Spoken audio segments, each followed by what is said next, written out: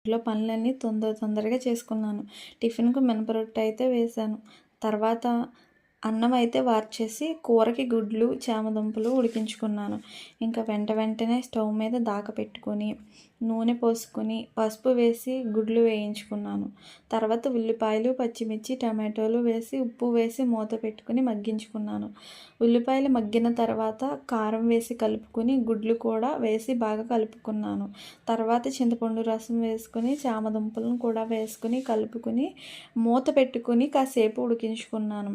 తర్వాత త్వరగా మా ఆయనకి, మా తమ్ముడికి లంచ్ బాక్సులు రెడీ చేసేసాను. ఇంట్లో పనులన్నీ పూర్తి అయిపోయాక మా పిన్ని వాళ్ళ ఇంటికి వెళ్ళాను. అక్కడ మా చెల్లి వాళ్ళ పిల్లలు ఉన్నారు. ఒక్క చోట కుదురుగా ఉండరండి. మానస వెళ్ళి మీ అక్కని పిలుచుకురమ్మా అంటే వెళ్ళి రాలేదని ఒకరితే వచ్చేసింది. తర్వాత ఇద్దరూ కలిసి ఏదో బయట జరిగిపోతుందని తెగ చూసేస్తున్నారు.